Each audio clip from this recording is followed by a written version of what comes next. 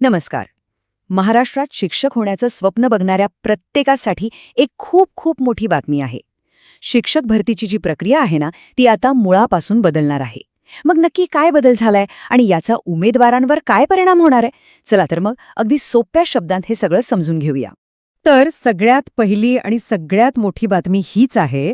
30 डिसेंबर 2025 रोजी एक शासन निर्णय आला आणि त्यानुसार शिक्षक भरतीचं सगळं काम म्हणजे A to Z आता एकाच संस्थेकडे सोपवण्यात आलंय.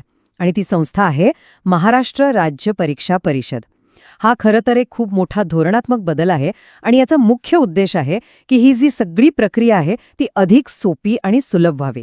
ओके, तर आपण पहिल्या सेक्शनकडे वळूया. नक्की काय बदल झालाय, म्हणजे प्रशासकीय पातळीवर काय फरक पडणार आहे या नव्या रचनेमुळे?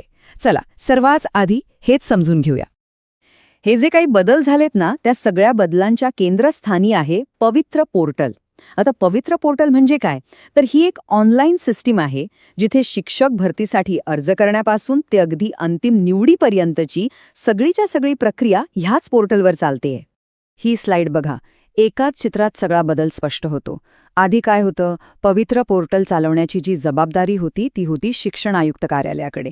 पण आता ही सगळी जबाबदारी दिली गेली आहे महाराष्ट्र राज्य परीक्षा परिषदेला. म्हणजे सोप्या भाषेत सांगायचं तर कामाचा अख्खा पत्ताच बदलला आहे. पण मग एक प्रश्न स्वाभाविकपणे येतो की ही व्यवस्था बदलण्याची गरजच का पडली? म्हणजे आधीच्या पद्धतीत असं नेमकं काय होत होतं की हा एवढा मोठा बदल करावा लागला? चला या बदलामागचे कारणं काय आहेत ते पाहूया. बघा, मनात हाच प्रश्न येतो की अचानक हे सगळं का बदललं, याचं कारण काय? आणि गंमत म्हणजे याचं उत्तर खुद्द त्या शासन निर्णयातच दिलेलं आहे. तर बदलामागचं मुख्य कारण काय आहे ते या शासन निर्णयात स्पष्टपणे सांगितलंय.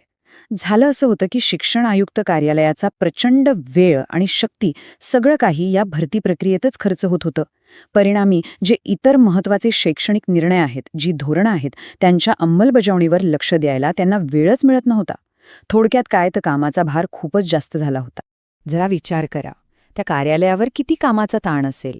उमेदवारांचं सेल्फ सर्टिफिकेशन तपासणं, भरतीच्या जाहिरातींवर प्रक्रिया करणं, प्रत्येक विषयाचा प्रत्येक कॅटेगरीचा कट ऑफ ठरवणं, मग ते सामाजिक आणि समांतर आरक्षणाचं किचकट नियोजन करणं. अरे बापरे, ही सगळीच्या सगळी कामं एकाच ठिकाणी होती. त्यामुळे साहजिकच ही पूर्ण प्रक्रिया खूप वेळ खाऊ आणि प्रचंड गुंतागुंतीची बनली होती. मग या समस्येवर तोडगा म्हणून ही जी नवीन जबाबदारी आहे ती आता देण्यात आली आहे महाराष्ट्र राज्य परीक्षा परिषदेला. चला तर मग पाहूया की ही संस्था या कामासाठी इतकी योग्य का मानली गेली आहे. तर ही महाराष्ट्र राज्य परीक्षा परिषद म्हणजेच MSCE ही शालेय शिक्षण विभागाच्या अंतर्गत काम करणारी एक स्वायत्त म्हणजे ऑटोनॉमस संस्था आहे. आणि तिचं मुख्य काम काय, तर राज्यातल्या महत्त्वाच्या शैक्षणिक परीक्षा घेणं, त्यांचं आयोजन करणं. पण मग प्रश्न येतो की परीक्षा परिषदेशीच निवड का?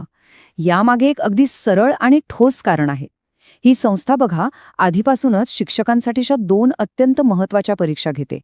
एक म्हणजे TET म्हणजेच शिक्षक पात्रता परीक्षा आणि दुसरी TAIT म्हणजे शिक्षक अभियोग्यता आणि बुद्धिमत्ता चाचणी. याचा अर्थ काय, तर त्यांना या कामाचा, या प्रक्रियेचा दांडगा अनुभव आहे. आणि आता तर अजूनच सोपं झालं. परीक्षा घेण्यापासून ते अंतिम निवड करेपर्यंत सगळं काम एकाच छताखाली होणार. यामुळे गोंधळ कमी होईल आणि कामात एक प्रकारची शिस्त, एक सुसूत्रता आहे. ठीक आहे, म्हणजे परीक्षा परिषद सगळं कामकाज सांभाळणार हे तर आता स्पष्ट झालं. पण त्यांच्यावर देखरेख ठेवण्यासाठी आणि धोरणात्मक मार्गदर्शन करण्यासाठी एक नवीन समितीसुद्धा स्थापन करण्यात आली आहे. आणि या समितीचं नाव आहे सुकाणू समिती म्हणजेच स्टिअरिंग कमिटी. आता याचं काम काय असेल? सोप्या भाषेत सांगायचं तर रोजचं जे ऑपरेशनल काम आहे ते परीक्षा परिषद पाहिल. पण भरतीचे नियम काय असावेत, काही मोठे निर्णय घ्यायचे असतील तर त्याचं मार्गदर्शनही सुकाणू समिती करणार आहे. आणि या समितीमध्ये कोण कोण आहे हे पाहिल्यावर या बदलाचं महत्त्व आपल्या लक्षात येतं. शिक्षण आयुक्त स्वतः या समितीचे अध्यक्ष आहेत आणि त्यांच्यासोबत शिक्षण क्षेत्रातले सगळे मोठे अधिकारी म्हणजे डायरेक्टर वगैरे सगळे यात सदस्य म्हणून आहेत. याचा अर्थ सरळ आहे की जे लोक निर्णय घेतात आणि जे लोक प्रत्यक्ष काम करतात त्यांच्यात एक पक्का समन्वय असेल आणि यामुळे चुका होण्याची शक्यता खूप कमी होईल. आता येऊया सगळ्यात महत्त्वाच्या मुद्द्याकडे. हा जो काही बदल झालाय याचा शिक्षक होऊ इच्छिणाऱ्या उमेदवारांवर काय परिणाम होणार आहे, त्यांच्यासाठी नक्की काय बदलणार आहे?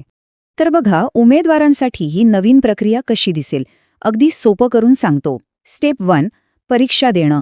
2025 पासून TAIT हे परीक्षा परिषदच घेणार आहे. स्टेप 2, निवड प्रक्रिया. पवित्र पोर्टलचं जे काही सगळं काम आहे ते आता परीक्षा परिषदच पाहणार. आणि स्टेप 3, नियम आणि मार्गदर्शन. त्यासाठी वरती ती सुकाणू समिती आहेच. म्हणजे आता उमेदवारांसाठी सगळं एकाच ठिकाणी आहे. जी संस्था परीक्षा घेते तीच संस्था निवडही करते. म्हणजे वन स्टॉप शॉप. या सगळ्या बदलांमागचा उद्देश अगदी स्पष्ट आहे. तो म्हणजे कामाची योग्य विभागणी करायची आणि ही जी संपूर्ण भरती प्रक्रिया आहे तिला अधिक वेगवान आणि एफिशियंट बनवायचं. एकाच संस्थेवरचा कामाचा बोजा कमी करून ज्या कामात जी संस्था एक्सपर्ट आहे तिच्याकडे ते काम सोपवायचं. सिंपल. पण शेवटी एक मोठा प्रश्न उरतोच. जबाबदारीचे हे जे विभाजन झालंय, कामाची ही जी नवी रचना केलीये, त्यामुळे शिक्षक भरती प्रक्रिया खरोखरच अधिक वेगवान होईल का? अधिक सुटसुटीत आणि पारदर्शक बनेल का? या प्रश्नाचं उत्तर ते तर आपल्याला येणारा काळच देईल.